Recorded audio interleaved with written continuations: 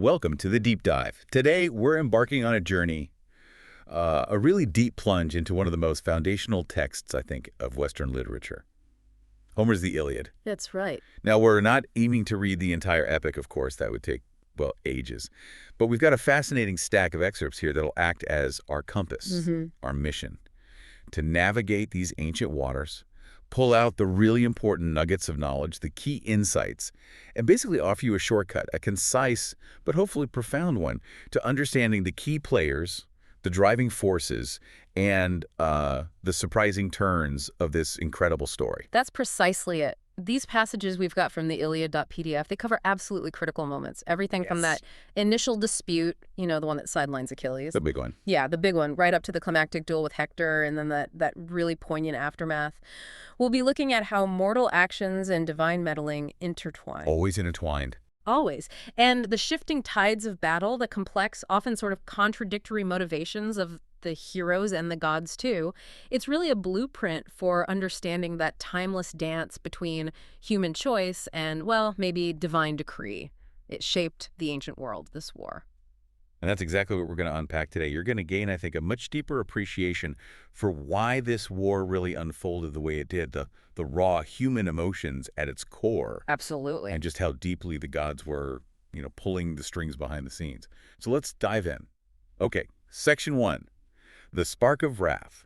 This is where it all begins. The flashpoint. Exactly, the flashpoint, the catalyst that really sets the whole decade-long Achaean war effort down this incredibly tumultuous path. It's this bitter, almost existential quarrel between their greatest warrior, Achilles, and their supreme commander, Agamemnon. And it's crucial to understand this isn't just a simple disagreement over, spoils. No, not at all. It's deeply rooted in the ancient Greek concept of time, honor. Right. Tell us about time. Well, these war prizes, like the maiden Briseis we'll talk about, they weren't just loot. They were direct, tangible symbols of a warrior's worth, his courage, his status in the army. So taking that away. Taking that away, especially publicly, is a massive blow.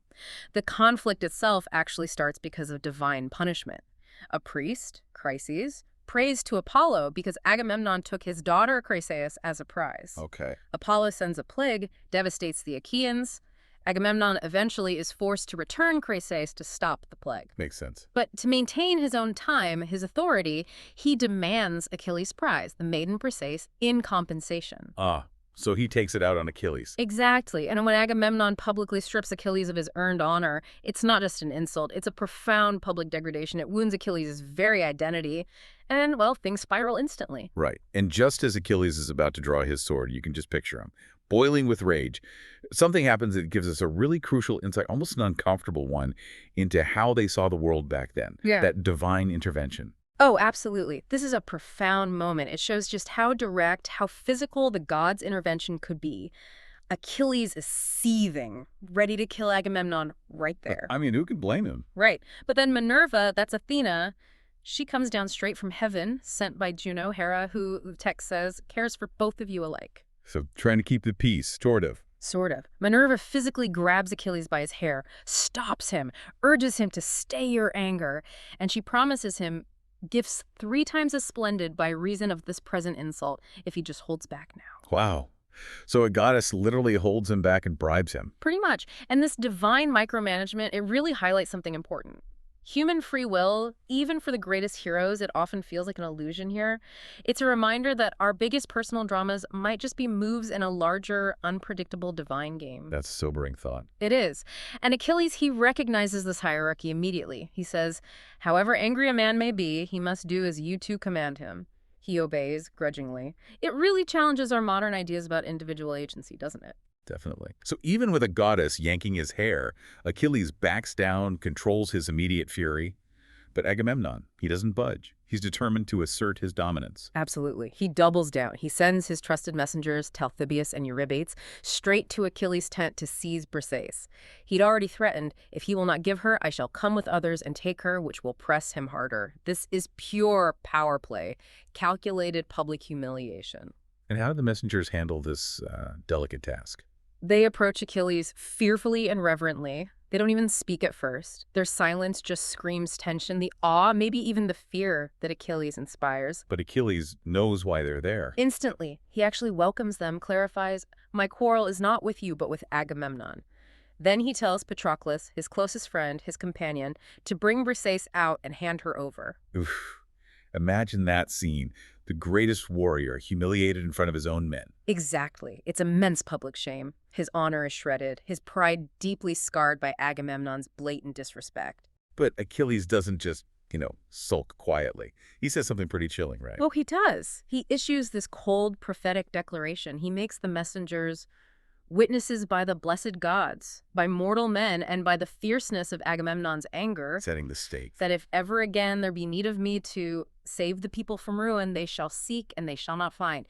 He basically curses them, warns that Agamemnon is mad with rage and doesn't understand the consequences, that he's endangering everyone. And that sets the stage for so much suffering to come for the Achaeans. Precisely.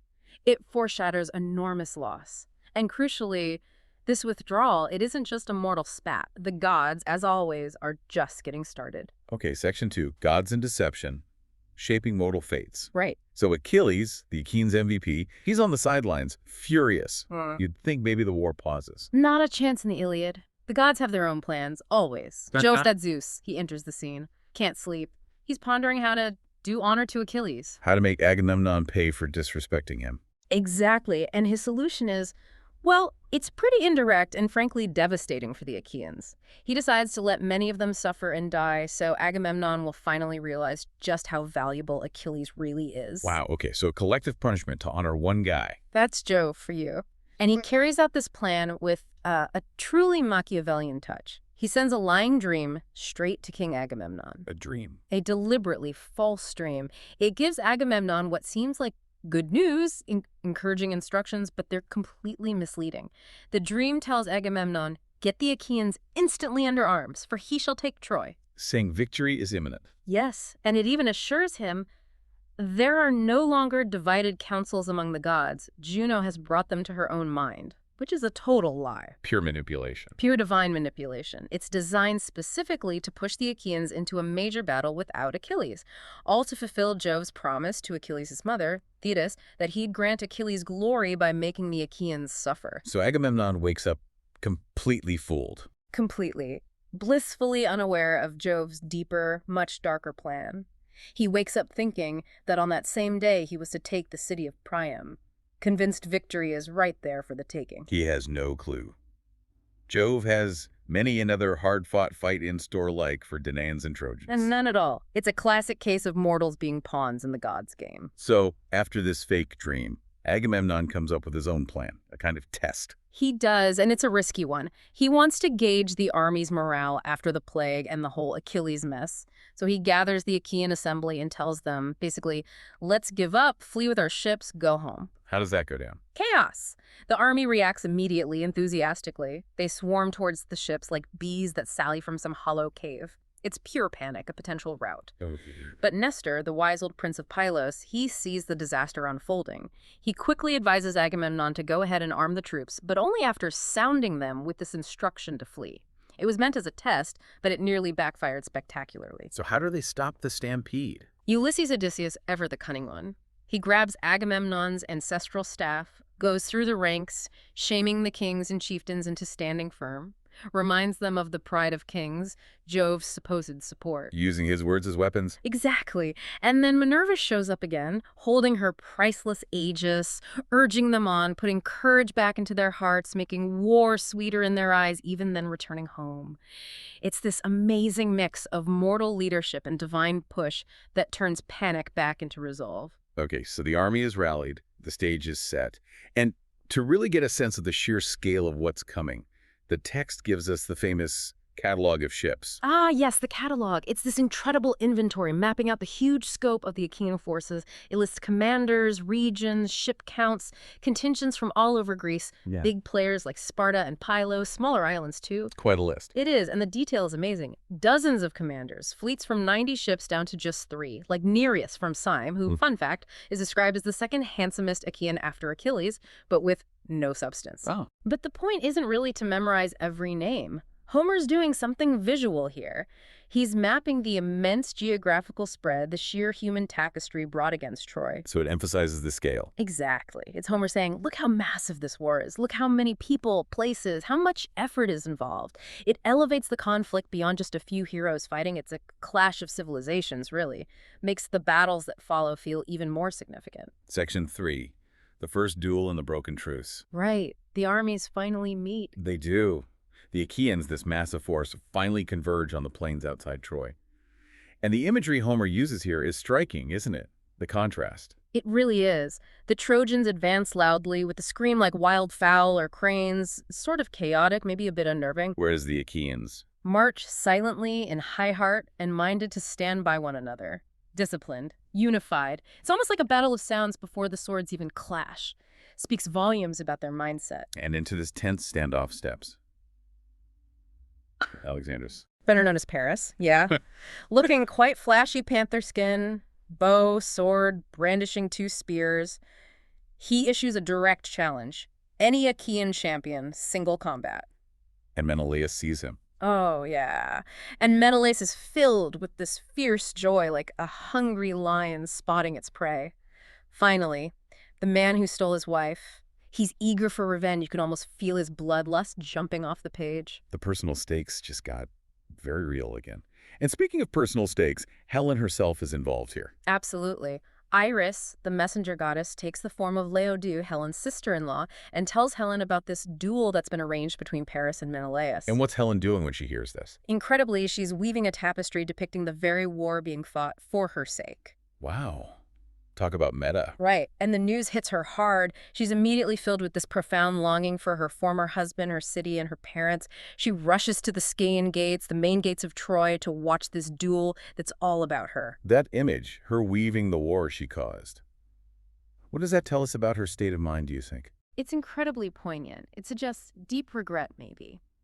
A longing for the life she lost, even when she's acutely aware of the immense destruction her actions have caused. She's trapped by her own story. And from the walls, we get another powerful scene. Priam, the old king of Troy. Yes, he asks Helen to identify the Achaean leaders down below. She points out Agamemnon, remarking, "Happy son of Atreus, I see that the Achaeans are subject to you in great multitudes." Power recognizes power. Who else does she spot? Ulysses Odysseus. She describes him as shorter than Agamemnon, but broader across the chest and shoulders, like a ram leading his flock, a natural leader. And Ajax, the great and goodly warrior whose head and broad shoulders tower above the rest. But then there's a sad note. Yes, her gaze lingers, looking for her own brothers, Castor and Pollux. She can nowhere find them. She doesn't know they're already dead back in Lacedaemon. It's a stark reminder that amidst all this epic warfare, the personal toll, the family losses are incredibly deep. It's about empires, yes, but also profound individual grief. Okay, so after this very human moment on the walls, back down on the battlefield, they swear a solemn oath. A very serious one. Witnessed by Jove, the sun, earth, rivers, all the big powers. The terms are crystal clear. If Paris wins, he keeps Helen and all her wealth. If Menelaus wins, Helen comes back to the Achaeans, and the Trojans pay a hefty fine. Seems straightforward enough. The duel begins. Both warriors arm themselves elaborately. Menelaus, fueled by years of wanting revenge, quickly gets the upper hand. He overpowers Paris, grabs him by the horsehair plume of his helmet, and starts dragging him towards the Achaean lines. Victory seems certain. But this is the Iliad. Nothing is certain, especially with the gods around. Exactly. Right at the critical moment, Jove's daughter, Venus Aphrodite, who, let's remember, favors Paris, intervenes directly. Wow. First, she snaps the helmet strap. The empty helmet comes off of Menelaus' hand. Then, poof! With that supernatural speed, she snatches Paris away in a moment, as a god can do, and teleports him straight back to his bedroom in Troy. Just like that. Vanished. Just like that. Then Venus goes to Helen, disguised as an old wool dresser Helen knew, and commands her to go join Paris in the bedroom. How does Helen react to that? She's furious. She resists at first, accuses Venus of constantly beguiling her, tricking her. She says, "I shall not go. I can garnish his bed no longer. I should be a byword among all the women of Troy." She knows it's shameful. But Venus doesn't take no for an answer. No. Venus gets angry, threatens Helen, basically saying she'll make both sides hate her and leave her to a bad end. Terrified, Helen obeys. So this divine meddling isn't just interference, it's a direct violation of the oath. A profound breach. It shows the gods' personal biases completely override any sense of cosmic justice or mortal agreements, and it sets the stage for so much more suffering because the truce is now meaningless. Meanwhile, back on the battlefield, Paris is gone. Agamemnon sees Menelaus standing there, empty helmet in hand. Right, so Agamemnon triumphantly declares Menelaus the victor. He demands the Trojans honor the oath, give back Helen with all her wealth, and pay such fine as shall be agreed upon. The Achaeans roar their approval. They think the war's finally over. Peace at last. I'd think so. But this moment of Achaean triumph is incredibly short-lived. The divine interference has made a total mockery of the solemn oath. So the war is back on. Oh, yes. With an even deeper sense of betrayal and grievance now, the gods, or at least Aphrodite in this case, have ensured the conflict will rage on. Mortal agreements mean nothing if they displease an Olympian. Section 4. The war reignites. Divine intervention and mortal valor. Here we go again. Indeed. The truce is shattered. The hope for a quick end just evaporates. And up on Olympus, the gods are having their own little meeting on the golden floor. Jove, always stirring the pot. He playfully teases Juno, says Menelaus has two powerful goddess friends, Juno and Minerva, always helping him, while Venus is constantly protecting Paris. Then he provocatively asks, should we set them fighting anew or make peace? Knowing full well what Juno wants. Exactly. Peace is the last thing on her mind. Absolutely not. Juno is fierce, unwavering. Troy must fall. So to make sure the war restarts with Trojan blame, Minerva takes action. How? She takes the form of Laodocus, son of Antenor, a Trojan. She subtly approaches Pindarus, a skilled Trojan archer. She tempts him, urges him to shoot Menelaus, promising him honor and thanks from all the Trojans, plus big rewards from Paris. And Pandarus falls for it. His fool's heart was persuaded, as Homer puts it. A simple decision, really, but ultimately tragic for Troy. It's classic divine manipulation, nudging a mortal towards an act that guarantees more war, more suffering. So Pandarus, convinced by this disguised goddess, takes out his bow. That sounds pretty impressive. It is. Made from huge 16 palm-long ibex horns, he prays Celestian Apollo, his patron god, then takes aim and shoots Menelaus. A direct hit. Yes, but crucially not instantly fatal. The arrow strikes Menelaus' thigh, staining his leg armor with blood. It's enough to break the truce definitively, but not enough to take Menelaus out permanently, almost. Strategic. How does Agamemnon react? Initially, sheer terror. He thinks Menelaus, his brother, is mortally wounded.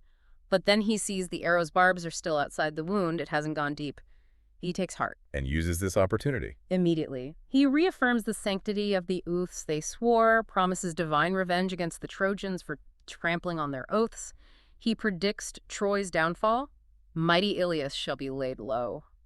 This act of treachery just galvanizes the Achaeans. It backfires on the Trojans, deepening the conflict. Okay, so Menelaus is wounded but not dying. Yeah. They need a doctor fast. Right. Talthybius quickly fetches Machaon. He's the son of Asclepius, the god of healing, or Asclepius, as he's also known, a top battlefield surgeon. And Machaon knows his stuff. He does. He efficiently extracts the arrow, removes the surrounding armor, cleans the wound, and applies soothing drugs which Chiron, the wise centaur, had given to Asclepius.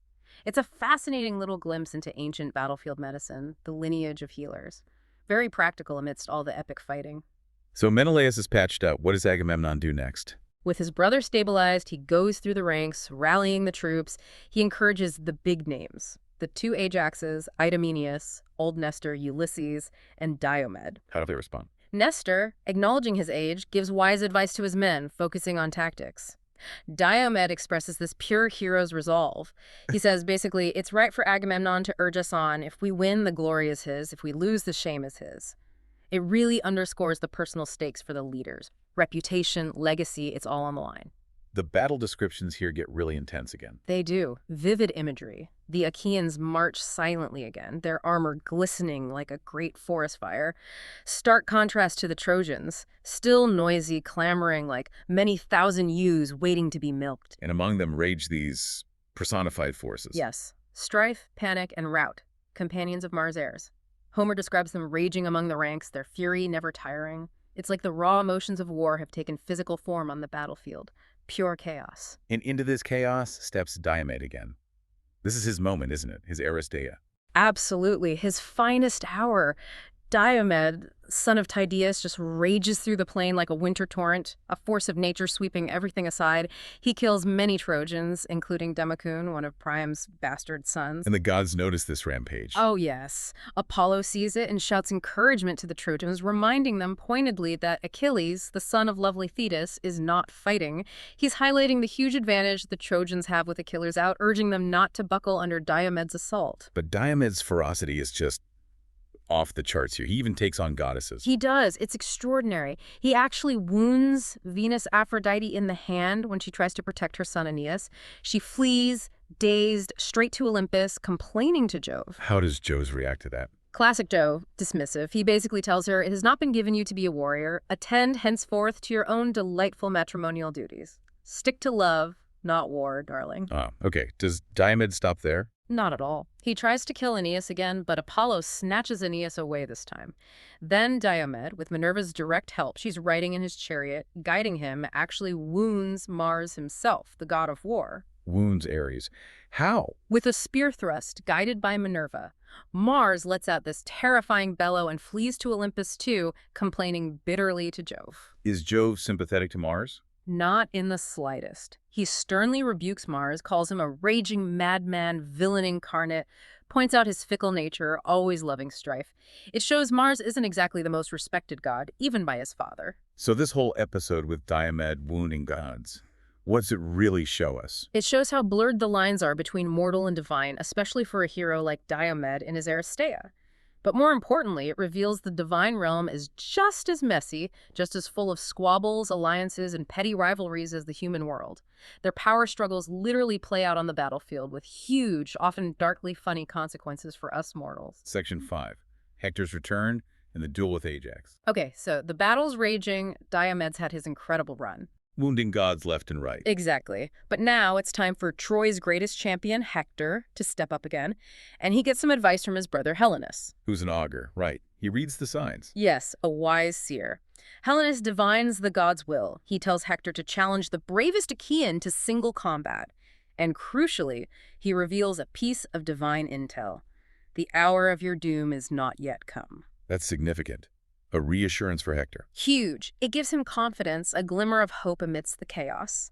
So Hector, glad to hear this, strides into the Trojan ranks, holds them back with his spear, and issues his challenge. Agamemnon tells the Achaeans to sit down, listen up. And the gods are watching this too. Oh, absolutely. Minerva and Apollo, Homer tells us, perch on Jove's sacred oak tree, disguised as vultures, proud of their men. Their silent observation just underlines that even this duel is a grand spectacle for Olympus, a test of their chosen champions, like a divine sporting event almost. So who takes up Hector's challenge? How do they decide? The Achaean chieftains all pray, hoping the lot falls on one of their best. Ajax, Diomed, or Agamemnon himself. Old Nestor shakes the lots in a helmet. And the winner is? Ajax, brave son of Telamon. The lot falls out and Ajax is overjoyed. He declares, "The lot is mine, and I rejoice, for I shall vanquish Hector." He boasts about his heritage from Salamis. Totally confident. This selection process, the lots, it feels very formal, very serious. It underscores the gravity of it. They're relying on what they see as divine will to choose the right champion, and it reinforces the heroic pecking order. It's also a way to potentially settle things with less bloodshed, at least for a while, one man against one man. So Hector and Ajax arm themselves. Two titans meet between the armies. They do. Elaborate arming sequences again. Then they clash, fighting with might and main, a fierce, equal contest. Two of the greatest warriors of the age going head-to-head while thousands watch. How does the duel end? It doesn't really. It's so evenly matched and so vital to morale on both sides that they fight until night starts to fall. And someone stops them. Yes, the heralds intervene, acting under Jove's instructions, apparently.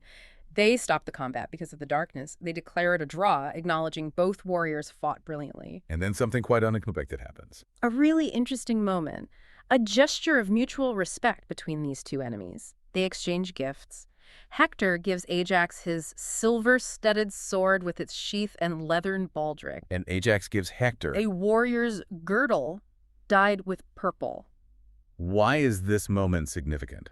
It's this poignant, almost ironic flash of shared humanity, a glimpse of an ancient warrior code where honor and respect for a worthy opponent could briefly transcend the brutal reality of war.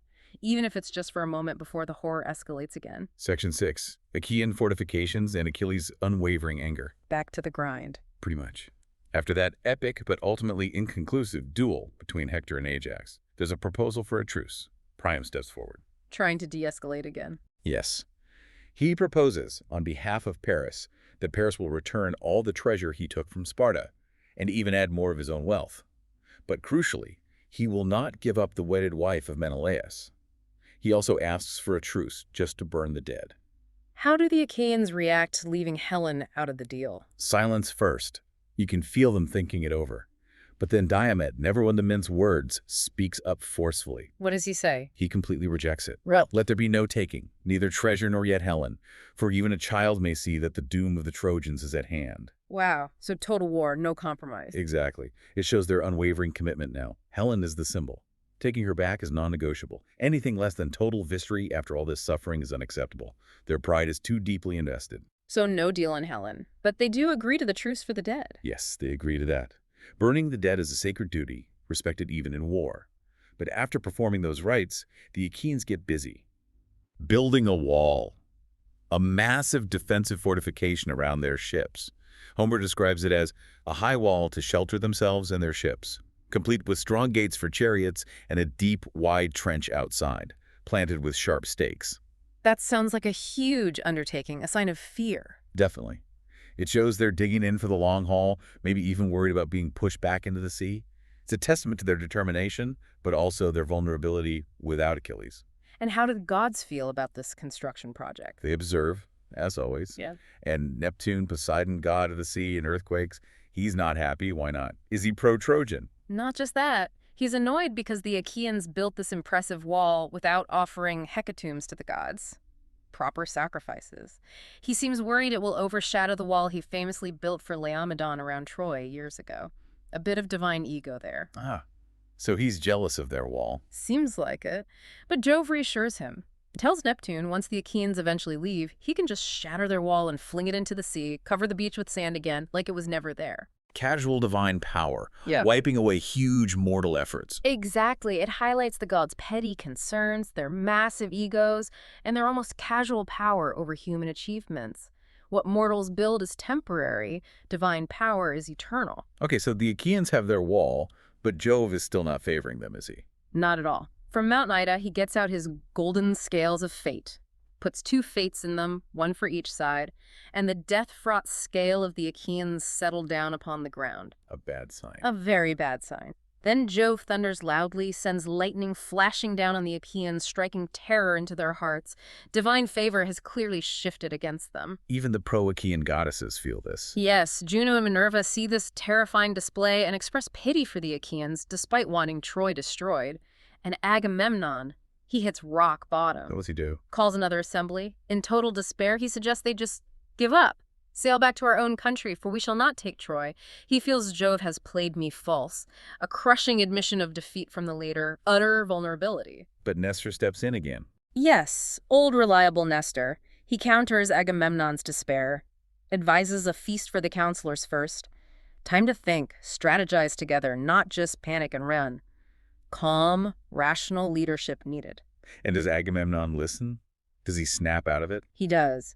And in a really remarkable moment of humility, a rare thing for him, he publicly confesses his mistake. He admits his folly, says, "I was blinded with passion and yielded to my worser mind," acknowledging he messed up with Achilles. And he decides to try and make amends. Big time.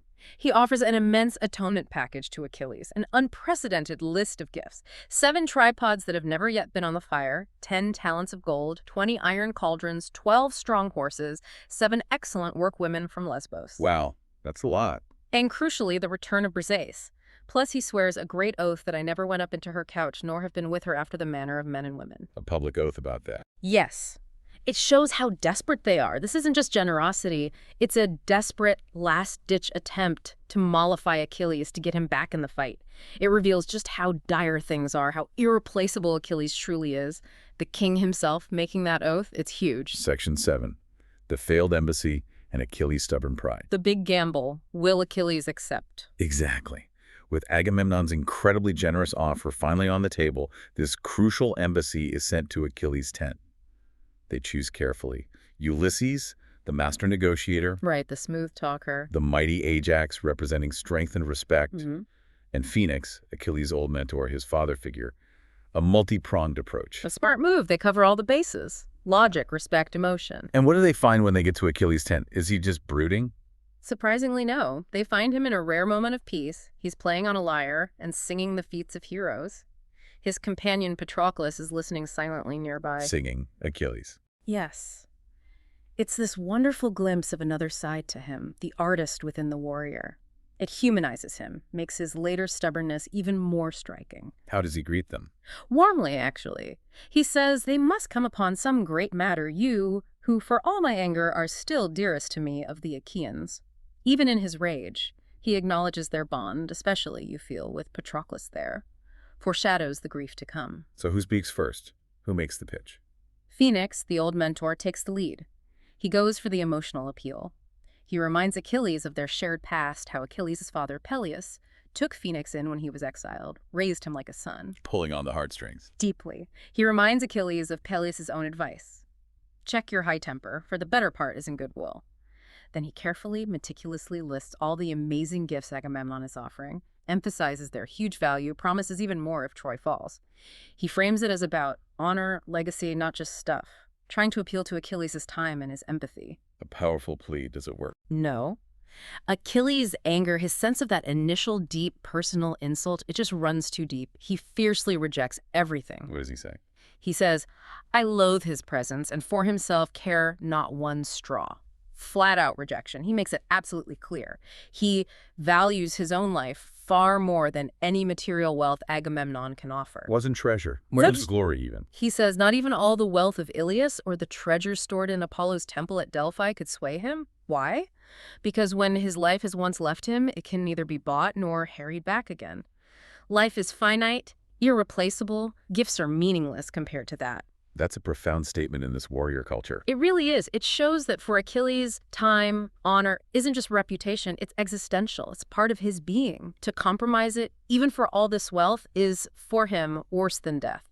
A stark contrast to how we might see leadership or compromise today. So what's his final word? Will he ever fight?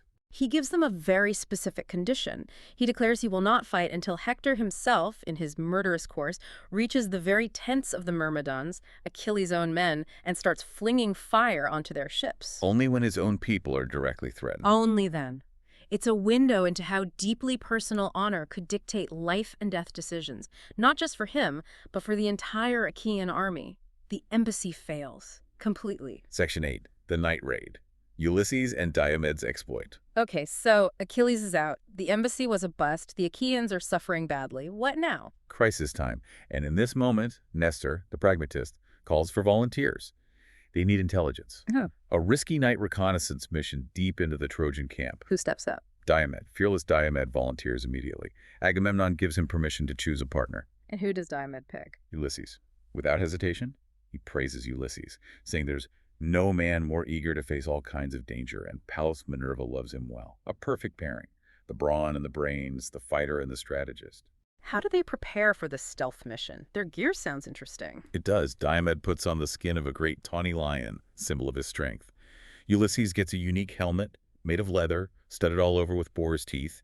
Homer even gives us its backstory that was stolen generations ago by Autolycus, Ulysses' grandfather. So it's like a family heirloom of thievery. Kind of. It emphasizes Ulysses' cunning lineage. And as they're setting out, Minerva sends them a sign. A heron flies by on their right. Ulysses takes it as a good omen, prays for her help, divine favor, even for spying. Meanwhile, the Trojans have their own spy mission going. They do. Unbeknownst to Diomed and Ulysses, Hector is also sending someone out. A man named Dolon, described as ill-favored but a good runner. What's Dolan's mission? And his reward? His mission is to spy on the Achaean ships, see if they're planning to flee. Hector promises him an incredible reward.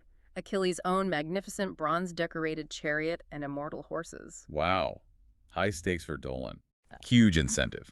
So Dolan sets out, wearing a wolfskin coat, a ferret-skin cap, carrying a javelin, heading straight towards the Achaean camp, both sides playing a dangerous game of cat and mouse in the dark. Who spots who first? Ulysses. His keen eyes spot Dolan coming. He tells Diomed they should let him pass, then ambush him from behind. And they catch him. They do. Dolan is terrified. He immediately spills everything, offers a huge ransom from his wealthy father back home. He gives them the whole layout of the Trojan camp. Any key intel? Yes. Crucially, he mentions the newly arrived Thracians, their king Rhesus, and their magnificent horses, describing them as the best he's ever seen. He essentially points Diomed and Ulysses to a prime target, all gained through Dolan's fear. So Dolan gave them the info. Do they take the ransom? Let him go. No. Despite Dolan's pleas, Diomed kills him coldly. Why? Diomed explains his reasoning. If they ransom Dolan, he'd just come back to spy again, or even fight them later. He's a future threat. It's harsh, pragmatic, the brutal logic of war, no room for sentiment. Okay, Dolan dealt with. They use his intel. Immediately. Armed with Dolan's information, they head straight for the Thracian camp. And what happens there? Guided by Dolan's details, and Homer says inspired by Minerva, Diomed goes on a killing spree. He slays King Rhesus and 12 of his Thracian soldiers while they sleep. Swift, merciless. And Ulysses. Ulysses efficiently unties Rhesus's prized horses, the ones Dolan mentioned. Just as they're doing this, Apollo sees Minerva helping them and quickly warns the Trojans. But it's too late. They get away clean. Yes. Ulysses and Diomed make their way back to the Achaean camp, bringing the magnificent horses and the bloody spoils stripped from Dolan. Ulysses hangs Dolan's gear on his ship's stern as an offering to Minerva. Then they wash off the blood and gore, refresh themselves.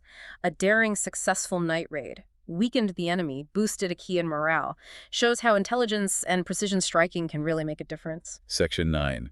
The battle rages. Achaean suffering. The brief success of the night raid doesn't last, does it? Not really. The war resumes, and it's fiercer than ever. The morning comes, the clamor of battle fills the air again. Agamemnon suits up. His armor sounds incredible. Describe it for us. Adorned, with a terrifying Gorgon's head on his shield, a three-headed snake motif, solar plumes on his helmet. His armor gleams like fire. He looks the part of the king of men.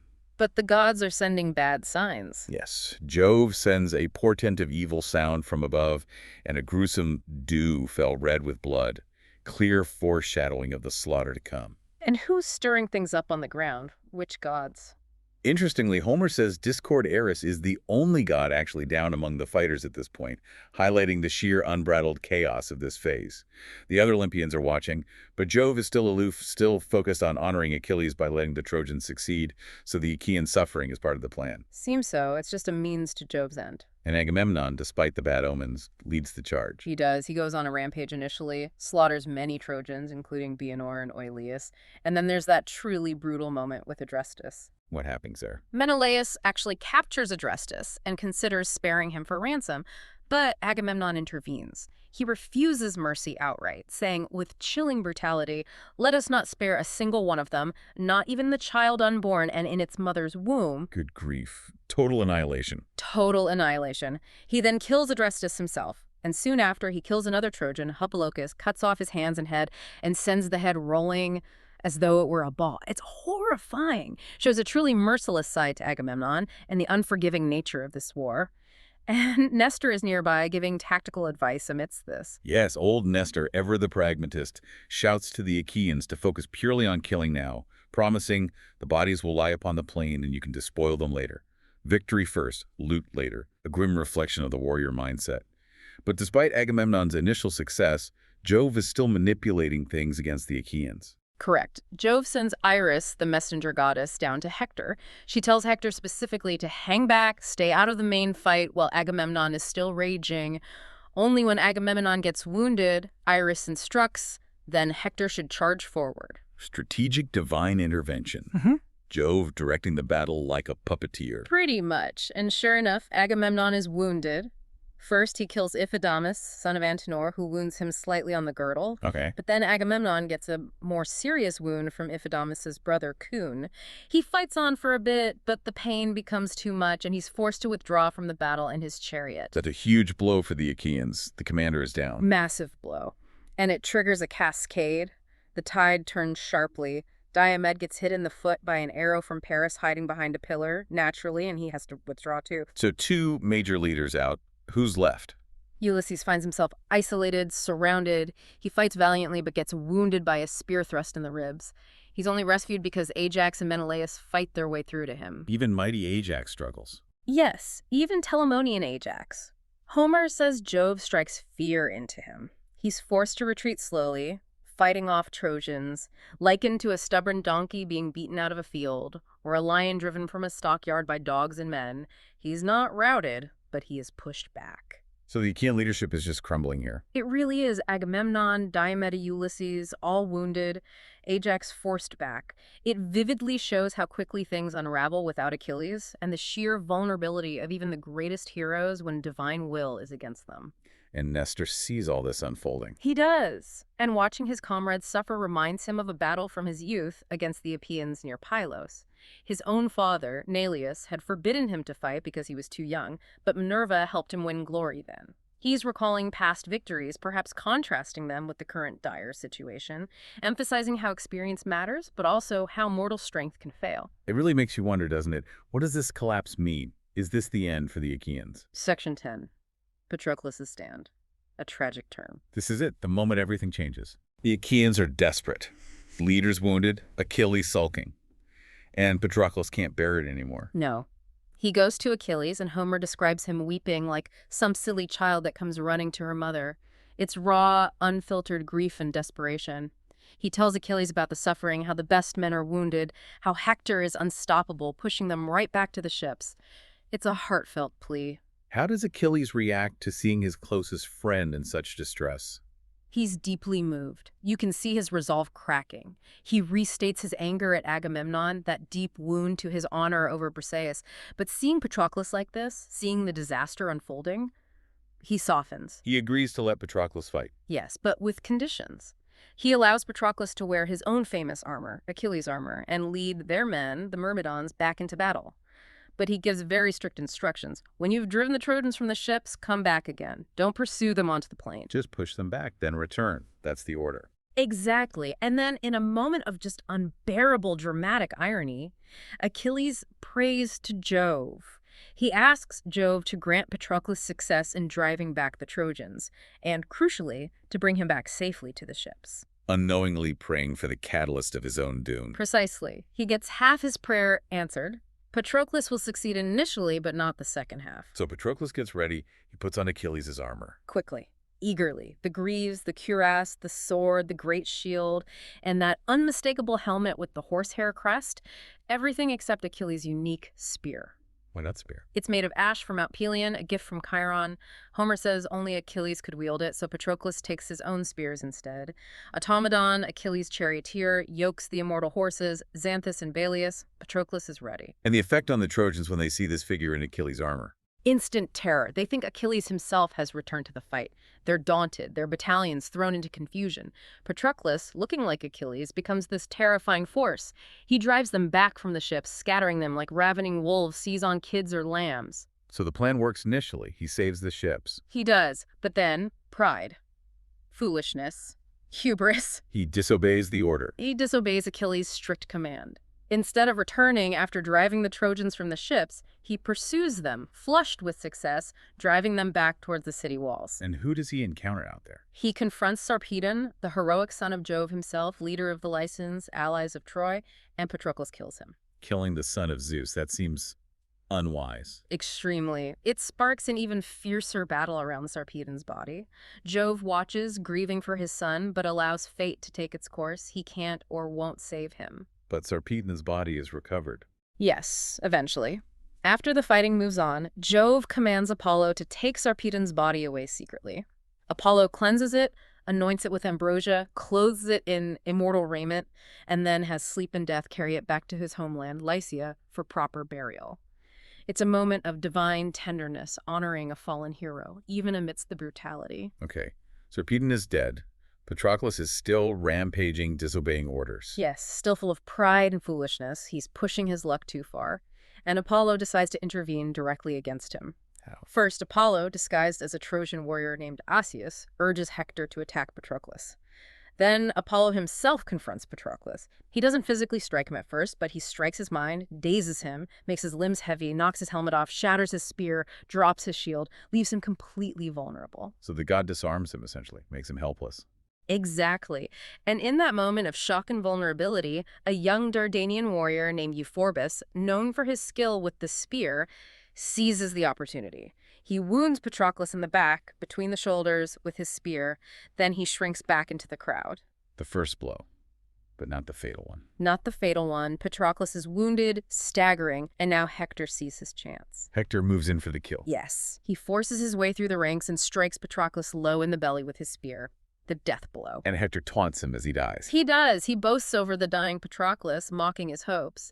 But Patroclus, with his last breath, delivers that chilling prophecy. What does he say? He tells Hector his own end is near.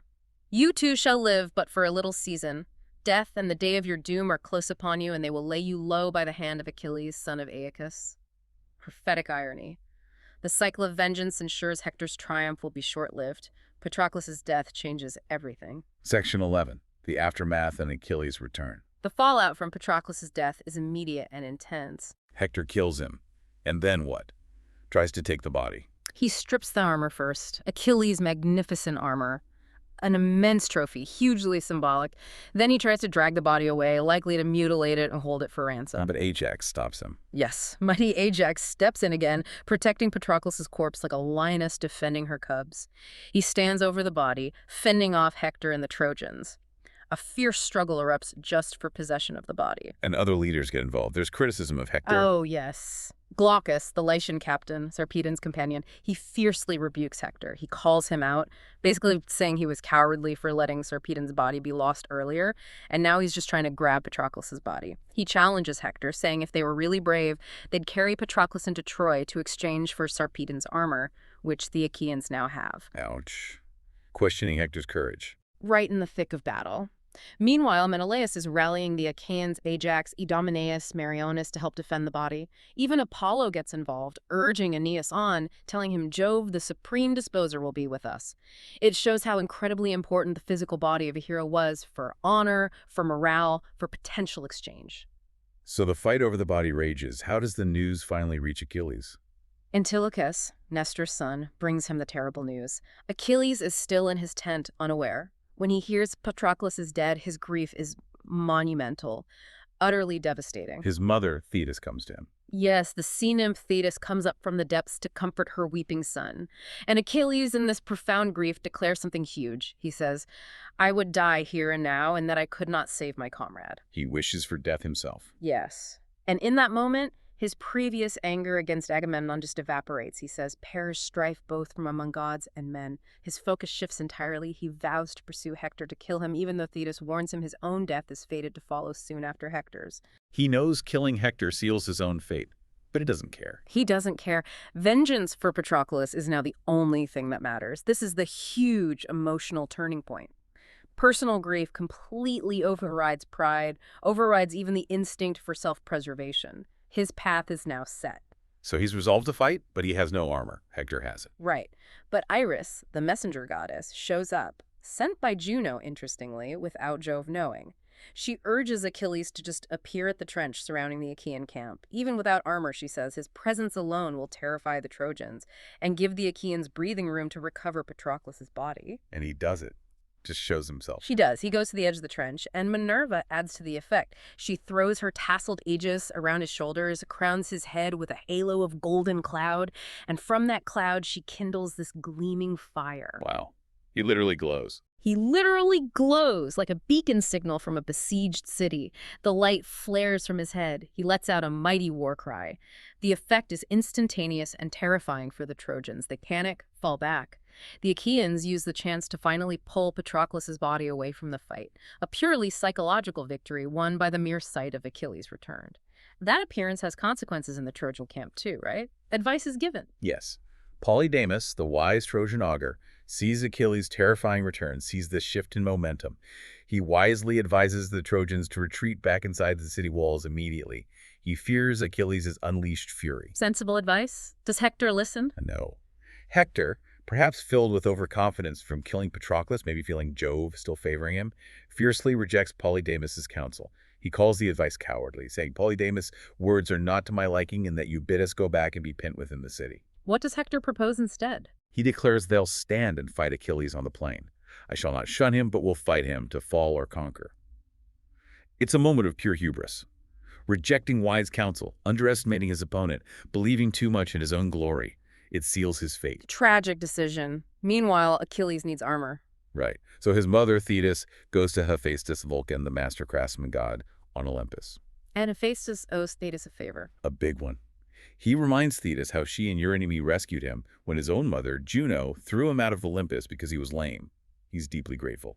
So when Thetis asks him to forge new armor for Achilles, he promises to make the finest armor imaginable, fit for a godlike hero. Divine payback. And this armor is legendary, Excellent. especially the shield. Oh, the shield is incredible. A masterpiece. Hephaestus crafts this whole world onto it. The cosmos, earth, sky, sea, sun, moon, stars. 2 cities. One at peace, with weddings, markets, even a court case about blood money being argued. And another city at war, besieged, ambushes, battles. He puts a vineyard on it, a harvest scene, dancing youths and maidens, shepherds, cattle. And encircling it all, the great river Oceanus. It's a microcosm of the entire human experience, peace and war, life and death, all contained on this one shield. An amazing piece of art and symbolism, and the rest of the armor. A breastplate brighter than fire, a helmet with a golden plume, greaves made of beaten tin. Truly magnificent. So Thetis delivers this new god-forged armor to Achilles. She does. Achilles is still weeping over Patroclus' body, but he immediately puts on the new armor. It fits him perfectly. Then there's a formal assembly of the Achaeans. Agamemnon makes his apology official. Yes.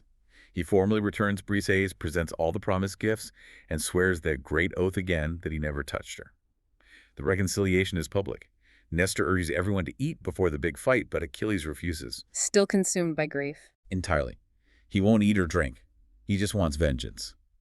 Seeing this, Jove pities him and sends Minerva down. She secretly drops nectar and ambrosia into Achilles' chest so he won't feel hunger or fatigue. Divine fuel for his rage. So Achilles is ready, god-armored, divinely sustained, utterly focused. Ready. The Achaeans, fully armed, bolstered by his return, pour out from the ships. Their armor gleams. The sound is immense. A wave of rekindled hope for them and pure terror for the Trojans waiting outside their walls. Section 12. The apex of battle. Achilles versus Hector. The moment has arrived. Achilles is back. The gods are involved. More than involved. Jove gives the other gods permission to join the fight directly on whichever side they choose, and all hell breaks loose. There's fierce contention also among themselves, Summer says. Gods fighting gods. Oh, yeah. The earth literally shakes as Neptune pounds it. Hades down below trembles, afraid the underworld will crack open. And the Olympians clash. Apollo takes on Neptune. Minerva goes after Mars again. Diana faces off against Juno, Mercury against Leto, even the river god Xanthus fights Hephaestus. It's total cosmic chaos superimposed on the human battle. An unbelievable image. The scale is just immense, but Jove is still in charge. Yes, Jove remains aloof on Olympus, watching it all unfold, overseeing his plan for Achilles' glory.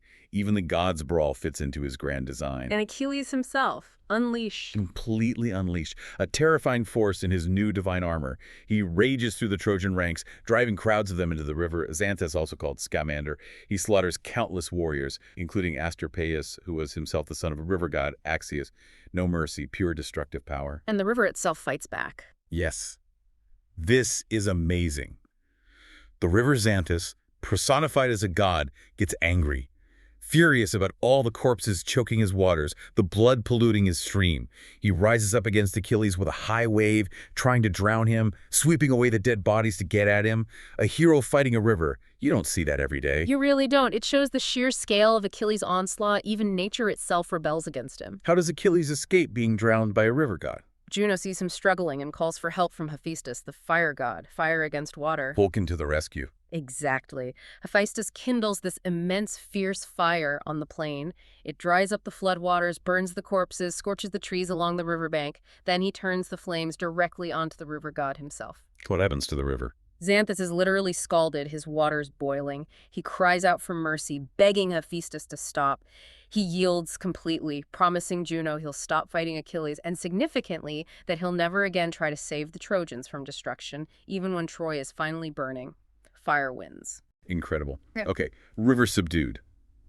Achilles continues his pursuit. Relentlessly. The Trojans are fleeing in terror towards the city gates, but Apollo intervenes again, trying to save some of them. Now this time. He takes the form of Agenor, a Trojan prince. He stands and confronts Achilles briefly, then runs, deliberately luring Achilles away from the main body of fleeing Trojans, giving them precious time to scramble inside the safety of the city walls. A clever, divine distraction. So most of the Trojans make it inside. Most do, but one remains outside. Hector. Hector. From the walls, his parents, Priam and Hecuba, plead desperately with him. They weep, they beg him to come inside, warning him he can't possibly beat Achilles, that he'll die. It's agony for them. But Hector stays. Why? Pride, shame, fate. He feels he can't face the Trojans after his earlier boastful decision to keep the army outside the walls, which led to disaster. He feels responsible. He's resolved to face Achilles alone, win glory, or die trying. It's his destiny, and he accepts it, however tragic. The final showdown, Achilles and Hector. They meet. But Hector initially loses his nerve. Achilles chases him 3 times. They run around the entire city of Troy. A desperate, almost ritualistic chase. Jove watches from Olympus, pitying Hector, who's always been devout. He even weighs their fates again in his golden scales. Hector sinks down. So Hector's doomed. How does the chase end? Minerva intervenes cruelly. She takes the form of Deiphobus, Hector's brother. She appears beside Hector, tells him they'll face Achilles together. Hector, believing his brother is there to help him, is encouraged. He stops running. He turns to face Achilles. A dirty trick by Minerva. A really dirty trick. Hector, accepting his fate is near, makes one last request to Achilles. He proposes a pact. Whoever wins, they treat the loser's body with respect, return it to their people for burial. Does Achilles agree? Show some honor. Absolutely not. Achilles is consumed by grief and rage for Patroclus. He refuses with utter contempt. Says there are no pacts between lions and men or wolves and lambs. Then he says, "Die, for my part, I will accept my fate whensoever Jove and the other gods see fit to send it." And then he strikes. Yes. After they exchange spear throws, Achilles misses. Hector hits Achilles' shield but can't penetrate it. Hector realizes Deiphobus has vanished. He knows he's been tricked by the gods, that his end is here. He draws his sword for one last charge, but Achilles finds a gap in the armor. Hector stripped from Patroclus near the collarbone. He drives his spear through Hector's neck. The fatal blow. The fatal blow. Hector, with his dying breath, begs Achilles again not to let the dogs devour his body, offers ransom, and prophesies Achilles' own imminent death at the hands of Paris and Apollo at the Scaean Gate. A final curse. What does Achilles do next? He boasts over the body. Then the other Achaeans run up, and each one stabs Hector's corpse, getting their own measure of revenge. And then Achilles does the unthinkable. Worse than just killing him. Far worse by ancient standards. He pierces Hector's ankles, threads leather straps through them, ties the body to his chariot, and drags Hector's corpse in the dust behind him, thrice, round the tomb of the son of Menoetius, Patroclus. Utter desecration. A horrifying display of his unbound rage and grief, violating all codes of honor. It's the climax, sealing Troy's doom, but also foreshadowing Achilles' own end, showing how heroism and hubris, glory and cruelty are tragically intertwined. Section 13. Ransom and reconciliation. A glimmer of humanity. After the brutality, a shift. Yes. The desecration of Hector's body sends shockwaves through Troy. The wailing begins. It's described as if the whole city were burning down. Priam and Hecuba are inconsolable, lamenting their dearest son, the city's protector. And Andromache, Hector's wife. She hears the cries from her rooms where she was preparing a bath for Hector's return. Her heart pounds. She fears the worst. She rushes to the wall, sees Hector's body being dragged in the dust by Achilles' chariot. She faints, collapses in grief, tears her veil. Her lament must be heartbreaking. It truly is. She mourns Hector, but also intensely grieves for the future of their infant son, Astyanax. Now fatherless, she foresees him becoming an outcast, suffering hardship, maybe even being thrown from our walls by an Achaean seeking revenge for a relative Hector killed. It's devastating. Really brings home the personal cost, doesn't it? Absolutely. It grounds the epic in that universal human suffering. It's not just about heroes fighting. It's about the families left behind, the women, the children, facing unimaginable sorrow and bleak futures. It elevates the story beyond just war to this poignant human tragedy. So Achilles continues to drag Hector's body around Patroclus' tomb each day, but the gods are watching. They are, and most of them are getting uncomfortable, feeling pity for Hector. Apollo takes special care, using his divine power to protect Hector's body from decay or further damage from the dragging. He keeps it pristine. And Jove decides enough is enough. Yeah. Yes. After 12 days, Jove decides it's time. He sends Iris secretly to Thetis, Achilles' mother. He commands her to go to Achilles and tell him the gods, especially Jove himself, are angry about his treatment of Hector's body and that he must accept a ransom and return it. Achilles has to obey Jove. He does. Thetis delivers the message. Achilles, perhaps softening slightly now, agrees. Meanwhile, Jove sends another messenger, Mercury Hermes, down to King Priam in Troy. What's Mercury's mission? To guide Priam safely on an incredibly dangerous mission. Go alone, under cover of night, right into the Achaean camp, to Achilles' own tent, bringing gifts to ransom Hector's body. Jove assures him of divine protection. Priam agrees to this, to go into the lion's den. He's resolute. Despite the immense danger, despite his wife Hecuba pleading with him not to go, weeping, calling him mad, Priam is determined. A father's love drives him. He gathers an enormous ransom. What does he take? Incredible wealth. 12 goodly vestments, 12 cloaks, 12 rugs, 12 mantles, 12 shirts, 10 talents of pure gold, 2 gleaming tripods, 4 cauldrons, and a very beautiful cup the Thracians had given him. He's ready to give anything. And Mercury guides him. Yes. Mercury disguises himself as a young Myrmidon warrior, meets Priam and his herald Idaeus outside the city, puts the Achaean guards to sleep, opens the gates of the camp, and leads Priam's wagon safely and completely unnoticed right to Achilles' tent. Miraculous guidance. So Priam stands before the man who killed his son. What happens? It's one of the most powerful scenes in all of literature. Priam enters unseen, goes straight to Achilles, clasps his knees in supplication, and kisses the dread murderous hands that had slain so many of his sons. Unbelievable courage. Humility. Absolutely. He begs Achilles, invoking the memory of Achilles' own aged father, Peleus. He asks Achilles to think of his own father, perhaps waiting anxiously for news, and take pity on Priam, who has endured what no other mortal has, kissing the hands of his children's killer. How does Achilles react to this? The man who is just dragging the body. He's deeply moved, stunned. Priam's words, his act, they strike a chord. Achilles thinks of his own father, far away. He thinks of Patroclus. And both men weep. Bitterly, Priam weeping for Hector, Achilles weeping for his father and for Patroclus. A shared moment of profound human grief, transcending enmity. Enemies united in sorrow. Exactly. Achilles gently raises Priam from the ground, offers him a seat, offers him food. He speaks kindly to him, talks about the famous 2 urns of Jove, one filled with evils, one with blessings, and how Jove mixes these gifts for mortals. He recognizes the sorrows common to all humans, the shared vulnerability. It's this incredible moment of empathy breaking through the rage. So he agrees to return the body. He does. He tells Priam it's Jove's command, delivered via Thetis. He personally oversees his attendants washing and anointing Hector's body, wrapping it in fine robes from the ransom, before placing it on Priam's wagon himself, carefully, respectfully. And he offers a truce for the funeral. Yes. He asks Priam how many days he needs for Hector's funeral rites. Priam asks for 11 days, 9 for mourning, 1 for burial and the feast, 1 to build the burial mound. Achilles grants him 12 days total, promising no Achaean attacks during that time. On the 12th, he says, if there be need, we will fight. An extraordinary truce, born from this moment of connection. Truly extraordinary. Priam and Idaeus depart with Hector's body, guided safely back out of the camp by Mercury. Back in Troy, Cassandra, Priam's daughter, sees them returning from the citadel walls and raises the cry. The entire city pours out in lamentation. Andromache embraces Hector's head, delivers a final heart-rending lament for seeing Troy's destruction, her own enslavement, Astyanax's tragic future. Then the Trojans gather wood, mourn for 9 days, and finally perform Hector's funeral rites. The Iliad ends here, not with the fall of Troy, but with the funeral of its greatest defender. Does this act of compassion, this reconciliation, signal a lasting change in Achilles? Or is it just a temporary moment? That's the lingering question, isn't it? He's shown profound empathy, but his fate, and Troy's, is still sealed. It's a glimmer of humanity in the darkness, perhaps, rather than a total transformation. Section 14. Funeral games for Patroclus. A farewell to the fallen. So after Hector's funeral brings the main narrative to a close, the text actually takes us back slightly in time to the Achaean camp before Priam's arrival. Right, to focus on how the Achaeans honored Patroclus. Exactly. Achilles, still consumed by grief but needing to honor his fallen comrade properly, organizes magnificent funeral games.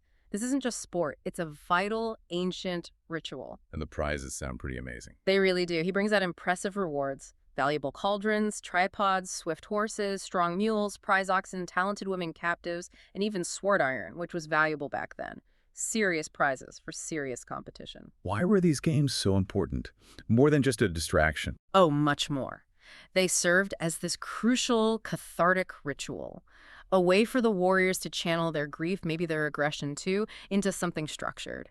To honor the dead, yes, but also to reaffirm their own community, their hierarchy, their heroic values through displays of skill and prowess. It's about asserting life and honor in the face of death and loss. Okay, so what's the first, maybe the main event? The chariot race. Always the most prestigious. And we get another lovely moment with Nestor here. The wise counsel again. Yes. He gives his son, Antilochus, incredibly detailed tactical advice before the race. Knowing Antilochus's horses aren't the fastest, Nestor emphasizes skill, cunning, using the terrain, forcing error strategy over pure speed. Does it work? Who wins? Diomed wins convincingly, and guess who helps him? Let me guess. Minerva. Bingo! Apollo tries to sabotage Diomed by making him drop his whip, but Minerva swoops in, gives it back to him, and even gives his horses extra speed. Divine favoritism, even in the sports. What about Antilochus, Nestor's son? Does the advice pay off? It does. He uses a risky, clever maneuver, cutting off Menelaus at a narrow point to snag second place. Menelaus is furious initially, protests Antilochus's foul play. Oh, more conflict. Almost.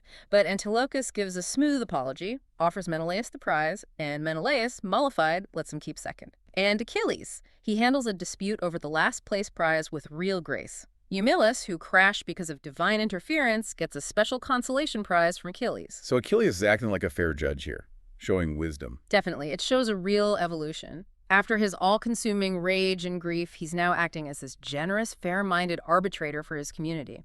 It's a significant shift. He's reintegrating, leading in a different way. What other contests do they hold? A whole range. Boxing, where a big bruiser named Epeius wins easily, boasting beforehand. Wrestling, which ends in a hard-fought draw between the powerhouse Ajax and the tricky Ulysses. They share the prize. Ajax and Ulysses again. Yeah. Rivals in strength and cunning. Always. Then there's a foot race, won by Ulysses again, with a little help from Minerva tripping up his main rival, the other Ajax, son of Oileus. Minerva really likes Ulysses. She certainly does. Then archery, where Teucer hits the mast cord holding a pigeon, but Meriones, praying properly to Apollo, shoots the pigeon itself out of the sky. Divine favor matters. And the final event. A javelin throw. But before it even starts, Achilles steps in. He declares Agamemnon the undisputed champion, acknowledging his superior skill and status, and just awards him the main prize without competition, a gesture of reconciliation and respect for the commander. He gives the actual spear prize to Meriones.